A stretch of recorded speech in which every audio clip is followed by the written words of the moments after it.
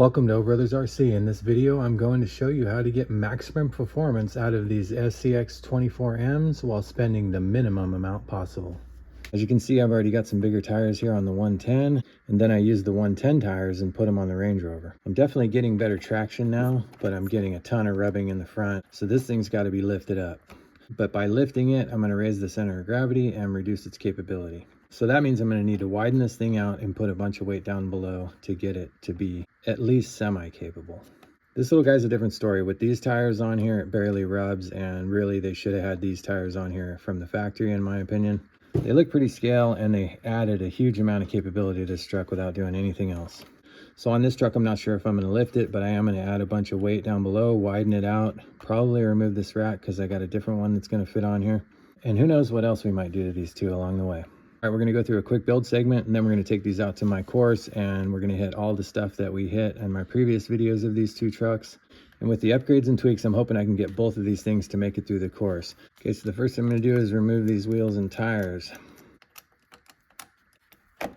Okay, so these tires from the 110 pop right on here, but they don't stay on very well on the trail. They keep, coming off the bead. So I'll probably have to glue them because I want to keep the scale look of the truck. I'm not looking to put another body on here or really change the scale look of the truck at all. I just really like them the way they are. So I'm going to glue these tires onto these wheels. But first I'm going to remove the foams from the back ones and wrap them with copper. And on the front ones, I'm going to leave the foam and wrap them with copper as well. For those of you who haven't seen this before, you take this copper wire and you wrap it around the inside of your wheel. Okay, that's what it should look like when it's done. This is added 0.5 ounces to the wheel. All right, now I'm just gonna add a bit of glue. All right, it's on and I got minimal glue on the tire. All right, so that's what I'm doing for the wheels and tires. The next thing I wanna do is remove this rack. This rack is crazy huge, and it hangs over both sides, and honestly doesn't look very scale because it's so big. I picked this one up. I'll put the link in the description. It's the only one I found that fits and is pretty lightweight, and it does come with the light bar. I'm not sure I'm going to use it though. All right, so this rack fits really well. It's not perfect. Maybe it could be just a smidge higher, but I do like it. It looks a lot better than the other one, and it keeps the scale appearance. I'm gonna have to cut these two mounts off that were here for the stock rack, but that's about it. Other than that, it's gonna pop right on there. Okay, now I've separated the body to make it easier to work on. And I'm gonna go ahead and remove this trailer hitch because I don't want to hang it up on stuff, and I'm never gonna pull a trailer with this truck. I'm also gonna remove the brush guard from the bumper. Brush guard hangs up on a bunch of stuff. Luckily, you can just take these two screws out right here and pull the brush guard off. All right, that does not look terrible, so I'll definitely go with that for a little while, see what happens. The next thing I want to do is get the shocks working right. They didn't feel like they had any oil in them, so I took one apart, and sure enough, there's no oil in there. So first I tried some 60 weight oil. That didn't really work, and the shock was still too springy. So I decided to use some heavy duty grease. It's pretty hard to get down in there, but with these tiny shocks, they don't take very much at all. And you really just want to put a small amount in there, just enough to coat the inner wall. If you put more than that in there, it's going to get sticky. That definitely slowed down the rebound. Okay, I'm reinstalling the shocks, and instead of putting them back right here in this middle hole, I'm dropping it down to the bottom hole here. And that's going to give me a little bit of a lift so I can get more clearance for these bigger tires. Wow, that suspension feels night and day, nice and smooth. Before we get to the next improvement, I'd like to address this servo. I think this is a huge failure on FMS's part, but none of the aftermarket servos are going to fit in here, so we'll definitely have to be doing some modifications here because this servo probably isn't going to last very long once I put weight in here. All right, the next thing I want to do is put on these brass wideners. These are for an fcx24, but they do actually fit. The only thing I'm concerned about is this flange here rubbing on the bearing when I tighten it down. So I'm going to go ahead and remove it. I got the flanges filed off.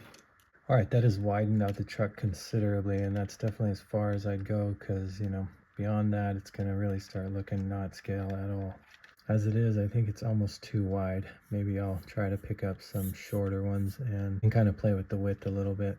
So I got grease in the shocks, the brass hex extenders. I got the 110 wheels with the copper inside. In the back, I got no foam. Okay, so I was mounting the rack and I realized that the factory holes work. If you just pinch the sheet metal down with the screw, it actually stays on really good. Then for the back, I'm taking the hex nut that came off of this rig and I'm cutting those little flanges off. And I'm using them for spacers in the back to mount the rack. That worked out pretty freaking good, right on. Now I can still put a couple lightweight scale accessories up here, and I definitely want to get some lights for the front. I'm gonna try to mount these round ones from the old rack onto this rack somehow. I actually really dig the look of this truck right now. I did move the front shock back up to the middle hole, and the reason for that is because it was squatting down in the back real bad, and that would probably lend to it flipping back over again. So now we're a little bit higher in the back than we are in the front, and that should really help the climbing capability of this truck. And even though I'm not done with the truck yet, I'm going to take it outside right now and test it to see if it actually has improved the capability and if I should keep heading in this direction or maybe change directions. All right, I'm just going to hit a couple spots here that I could not make it through, stock. So let's see if we've improved the capability of that.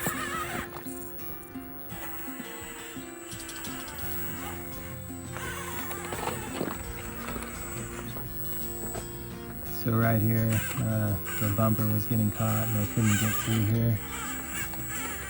So that's an improvement right there. Differential's getting hung up a little bit. I think the wider stance is definitely lending to the differentials getting hung up more, as well as the driveline. I really don't like the way that they have the driveline set up on this truck, and I'll show you what I mean when we get back inside. But yeah, my diffs are hanging up really bad because of the wide stance. Stock out of the box with those little tiny tires, there's no way I would be getting through this.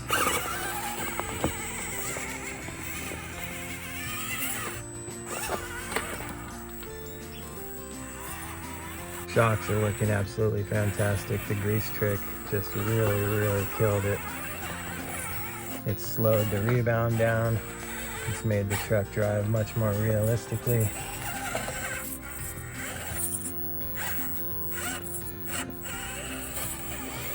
Let's check it on the side hill here, see if it can get through this easier than it was before.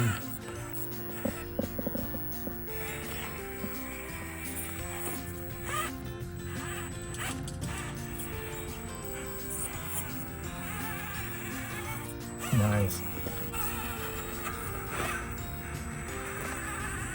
Man, those shocks are just flexing so nice. Nice. Yeah, way easier getting over those logs. Okay, so it is way more capable now, but I'm getting a lot of hanging up on the differentials because of how wide the tires are now. If I had bigger tires on here, of course, I would, have more clearance, but that's not the case. These tires are already rubbing a bit, and I don't want to jack this thing up any higher or put any bigger tires on it because it's just going to look, like a monster truck. And I want it to stay scale looking. So I went back to the stock hexes. That brought the wheels closer together. And that should fix most of the issue I have with it hanging up on the pumpkins. Then I moved the foam tires with the copper wrap to the back, and I moved the hollow tires to the front, and I added more BBs, which means more weight, which should keep the front end on the ground. Okay, so here's what I'm talking about with the drive line. This is the front of the truck, and this big ridge here is in the front. So anytime a rock is sliding this way, it hits this big ridge on the drive line. If they would have taken this and put it in the front so that this part was back here, you wouldn't have that problem. So I shaved it down, and that should work pretty good. So this truck is pretty much done. As far as the 110 is concerned, I just need to put as much weight down low as I can, which means that I'm just gonna put a ton of BBs in these tires. Then I'm gonna use those brass hex extenders that I took off there and put them on here. And with the weight from these and the width from these, this thing should crawl way better. Okay, both trucks are done and they look really good. I even added some dirt and some grime to them to make them look like they've been out on the trail. Got a driver in there. Removed the interior from the back for weight purposes. Removed the interior from the back of this one. I haven't got my driver in yet, but there will be a driver in there. I think they look great, and I'm really hoping that they perform as well as they look. So let's get them out on the trail and see what happens.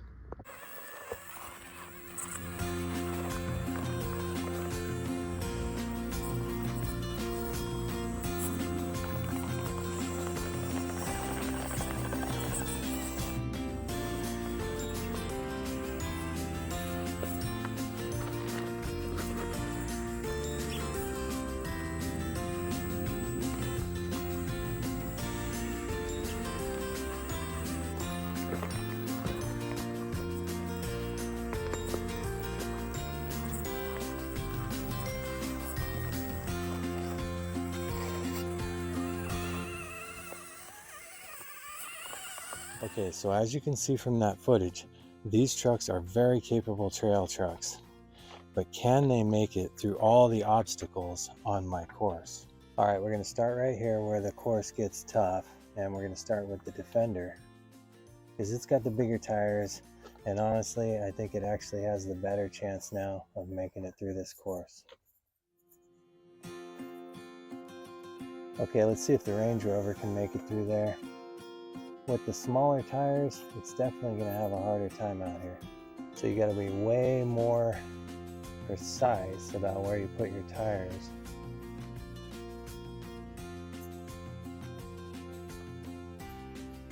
Okay, let's hit the next obstacle. This is a pretty difficult obstacle. You got to twist around this rock here. And right here, if you don't have big tires, you're going to get hung up. This guy's doing all right through there. He's got the nice big tires. You can go through these chunky rocks too, where that other one might have trouble here. See how I'm hanging up on the bumper? Those smaller tires are going to be a lot harder to get through here.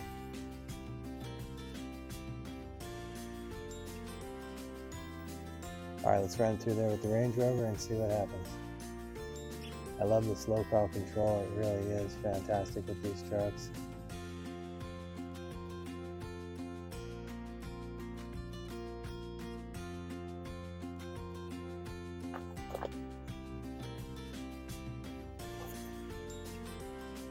Here we are, small tire problem. Let's see. Oh, nice. Nice, that actually came through there easier than the 110. All right, let's have a little fun and get up to the rope bridge here.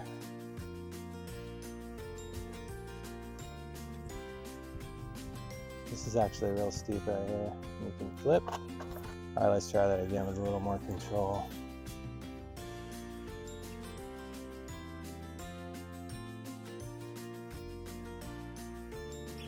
The rear tire is getting pinned right here and flipping it over. Let's see if we can fix that.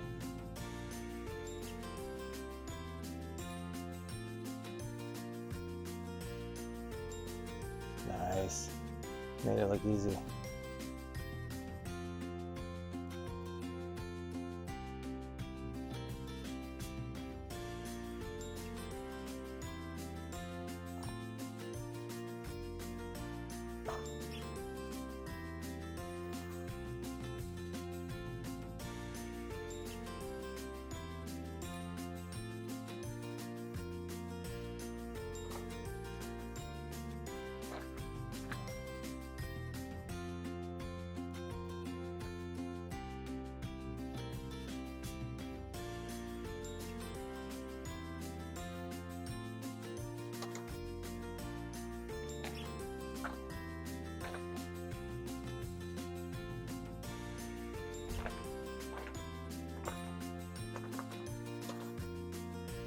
All right, back to the hard obstacles. Ooh, easy. I can't believe how good this 110's doing, actually. I didn't expect it to be this capable, but it's doing really well. All the weight in those front tires is really working well to slow down the transmission and make it crawl really well. Lots of control. All right, let's see how the Range Rover does here.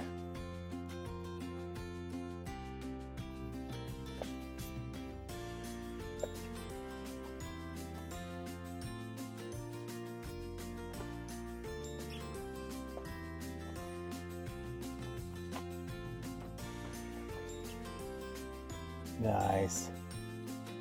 Super clean. All right, next up is a pretty gnarly side hill, and I'm actually very curious to see if this top-heavy mamma jamma can get through this obstacle without flipping over.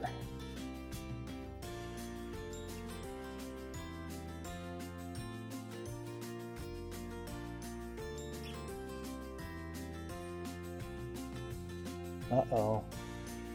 All right, so it didn't work the first time. Let's give it another shot. Sometimes you gotta figure stuff out. Sometimes it's capable of doing it. You just gotta figure out the correct angle or whatever you gotta do. What's look so fun about crawling is that it's like a puzzle. Gotta figure it out.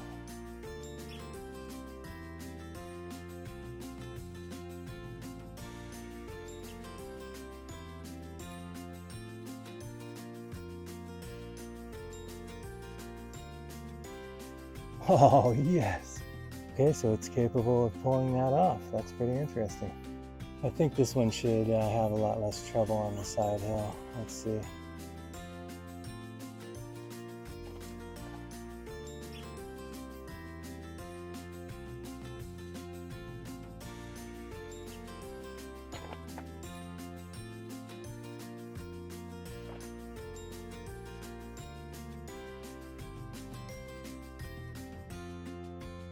Nice, first try. All right, let's test out this steep rock with the Defender. I definitely could not get up this stalk. It kept flipping backwards. So let's see if I can go up it now without flipping backwards. Nice, oh, easy. Nice, look at that. Yep, it sure can. Let's see if this one can make it look easier. It should, it's lower to the ground. Should climb better. Yeah. Front wheels aren't coming off the ground as much. Nice. Yeah, real easy.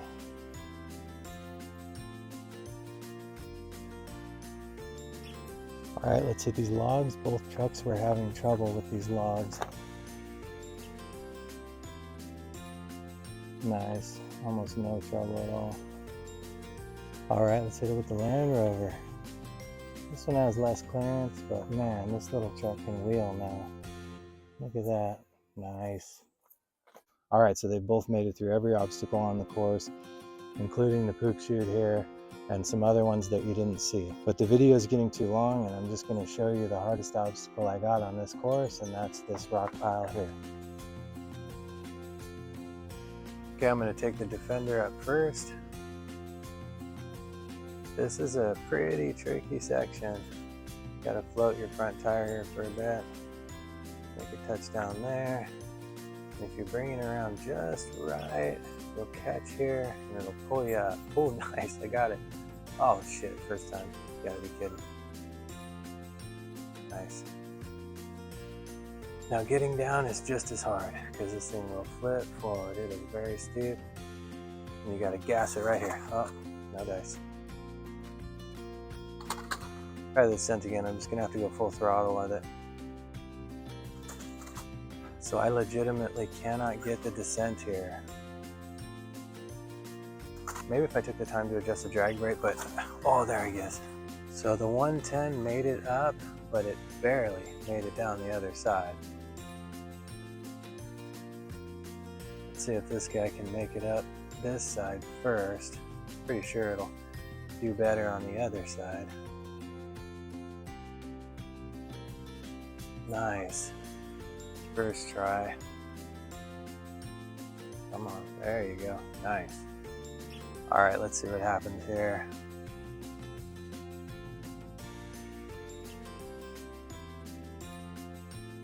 Much easier. Okay, so I'm stoked on both of these trucks. They're both crawling really well. I'd say that they're like low to mid-level crawlers now. And man, I couldn't be happier with them. Didn't have to spend a bunch of money, and they're working really well.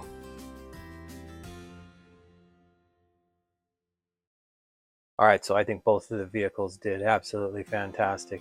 I didn't put very much money into either one of them, and we have two really capable vehicles here.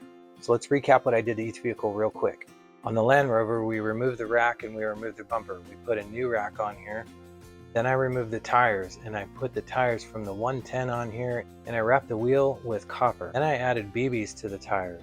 In the front there's no foams, and in the back there are foams. I widened it out, but then that didn't work, so I took the wideners off, and it actually is more capable without the wideners because the pumpkin doesn't hang up so much. I cut half the interior out and I installed a driver. I also put weights on the servo, removed the foam block and the battery sideways to move the weight of it forward a little bit. Then I shaved the ridge off the bottom of this driveline transmission part here. And last but not least, I put grease in the shock, and that was actually a really good improvement in capability. And that's about it for this truck. Let's check out the 110. On the 110, I installed 56mm tires. I removed foams from all 4 tires, and then I installed BBs in the 2 front tires. Along with new tires, I installed the wideners, which greatly improved the stability of this truck. I also installed the weights on the servo here, removed the foam block, and turned the battery sideways on this one as well. I also removed the back half of the interior and installed a driver. And of course the bumper had to be trimmed back as well to accommodate these larger tires. Alright, that's pretty much all I did to these trucks. And these tires were about 15 bucks, and those hex extenders were about 10 bucks. So that's about 25 bucks that I got into this truck. And this truck here, I didn't really have to pay for anything. I got the tires from this truck, and the BBs and the weights hardly cost anything at all. Alright, well hopefully you got some ideas on how to upgrade your truck now. I really appreciate you watching the video, and if you felt it helpful or useful, please hit that like and subscribe button. Then hit the bell to get notified so you don't miss out on my next build. But above all else, remember, when you think RC, think O Brothers RC. Thanks for watching.